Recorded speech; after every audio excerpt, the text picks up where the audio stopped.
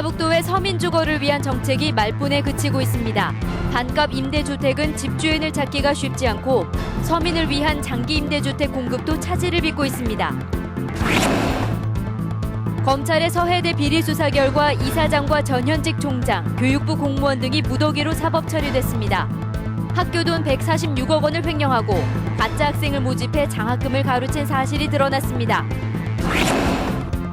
야외 운동기구가 크게 늘고 있지만 관리 부서가 없고 보험 가입률이 낮아 시민 안전을 위협하고 있습니다.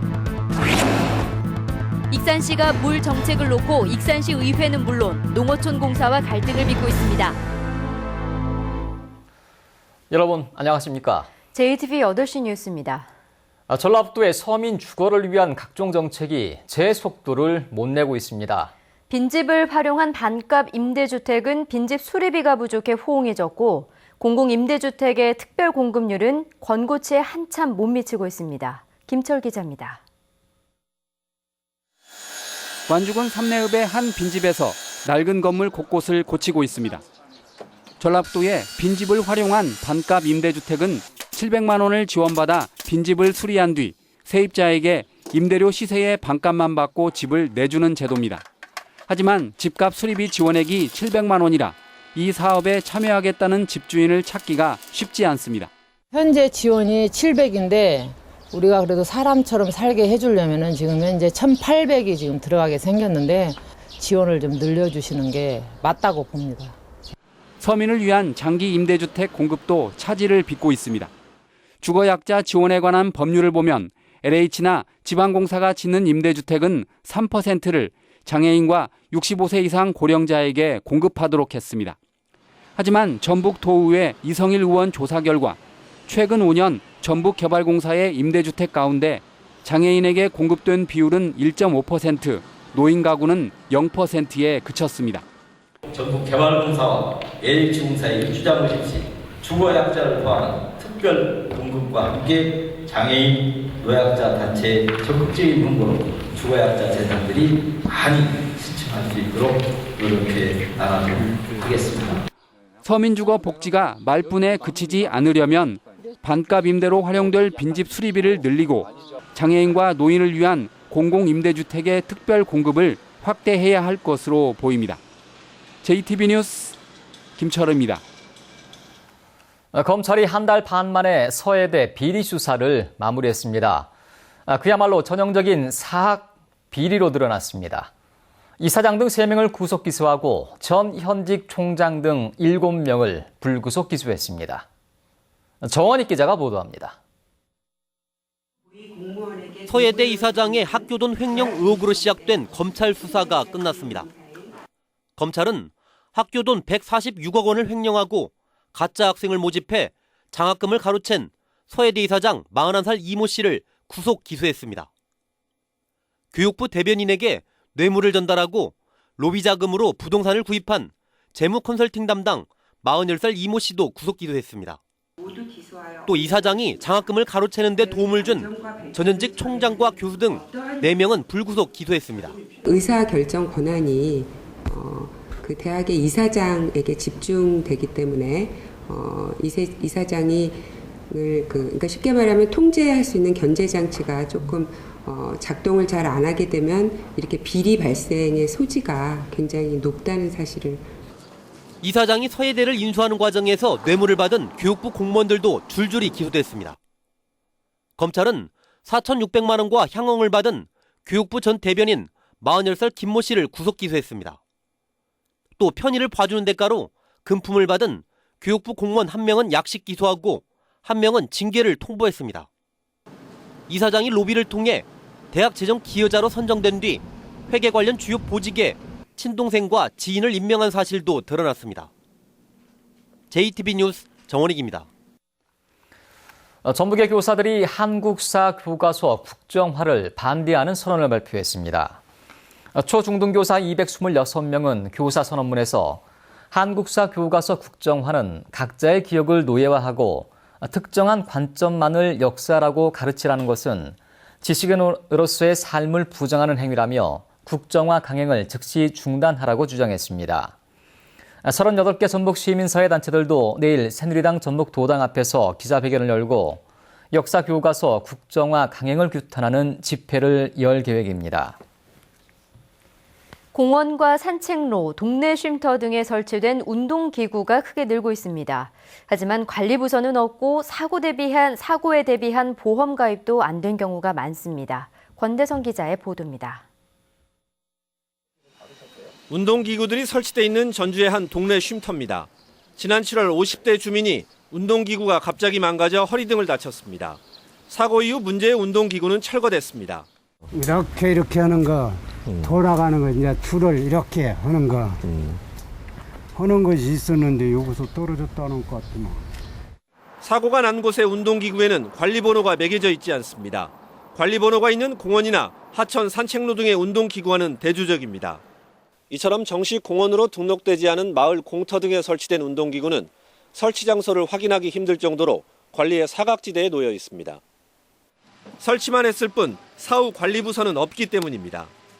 어디 부서에서 중점적으로 이거 우리 기구다 해가지고 이렇게 하는 게 아니다 보니까 그런 관리적인 측면에서 조금 이렇게 좀 사각지대가 됐습니다. 관리가 안 되면서 보험도 들지 않아 사고가 나면 최소한의 치료비조차 받기 어렵습니다. 다른 시군도 비슷한 형편으로 국민권익위 조사 결과 야외 운동기구의 보험 가입률은 51%에 그쳤습니다. 경쟁적으로 지자체에서 설치만 하고 이후 관리를 하지 않기 때문에 설치 이후 방치되는 사례가 굉장히 많습니다.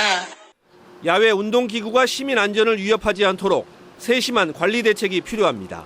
JTB 뉴스 권대성입니다. 국민연금공단 이사장이 기금운용본부장의 연임을 반대한 이후 기금운용본부의 공사화를 둘러싼 갈등이 커지고 있습니다. 최광 국민연금공단 이사장은 다음 달 3일로 2년의 임기가 끝나는 홍완선 기금운용본부장에게 연임 불가를 통보한 것으로 알려졌습니다.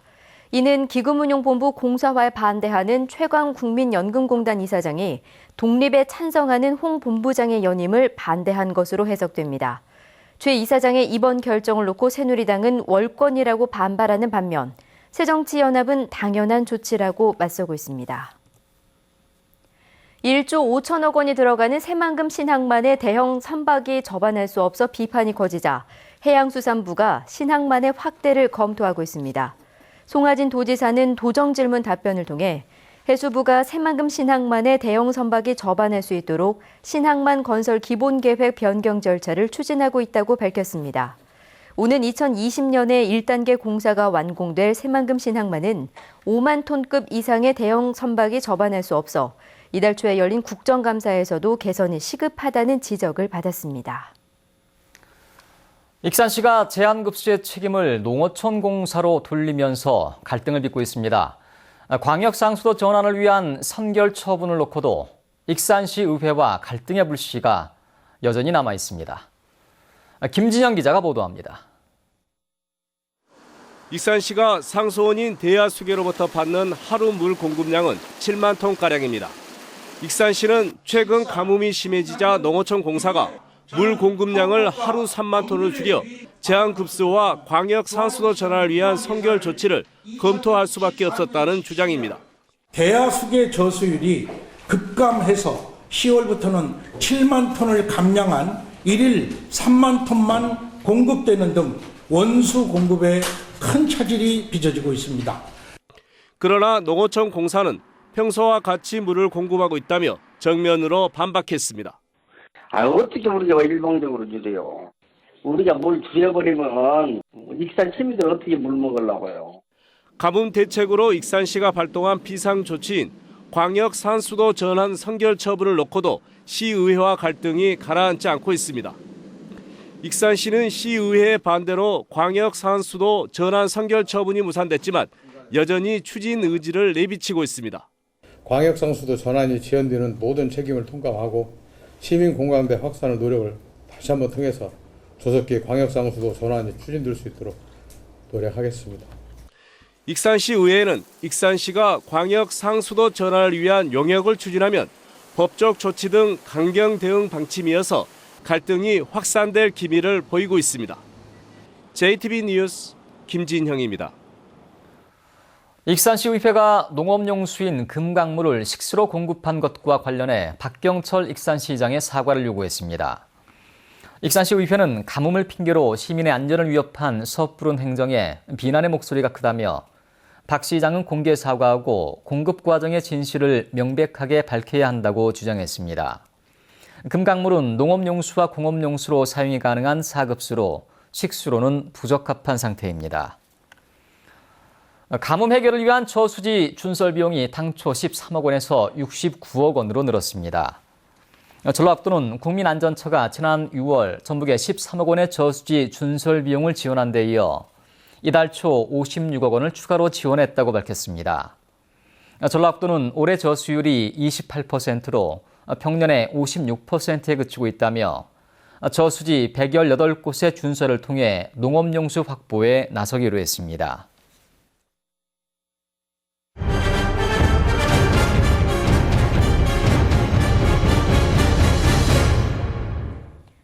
도로공사 과정에서 묘소가 사라졌다며 유가족들이 1년 넘도록 나머지 묘지 이장을 거부하고 있습니다. 건설업체는 수목장으로 봉분조차 없어 묘지가 있다는 사실을 알 수 없었다며 맞서고 있습니다. 민원 현장 하원우 기자입니다. 김영철 씨는 지난 2006년 돌아가신 어머니를 화장한 뒤 수목장으로 장례를 치렀습니다. 김 씨 어머니의 묘는 지난해 추석 무렵 도로공사로 사라져버렸습니다. 말할 수 없었죠. 누구한테 말도 못하고 참 세상으로 말하자면은 부끄럽기도 하고 내가 관리를 잘못했구나 하는 이 생각도 들었습니다. 건설업체는 수목장이어서 설계도에 표시되지 않은 묘지인데다 봉분이나 수목장지임을 알리는 어떤 표식도 없어 무덤이 있다는 사실을 전혀 몰랐다는 해명입니다. 봉분의 형상을 띄어있던 어떤 흔적이나 이런 것을 발견하지 못했고요. 표기도 안 돼 있는 그 수목장이다 보니까 저희들도 인지를 못하고 있었죠. 건설업체는 사라진 김 씨 어머니의 묘와 김 씨 선조묘 8개에 대한 이장 비용과 보상금으로 3천만 원을 제시했습니다.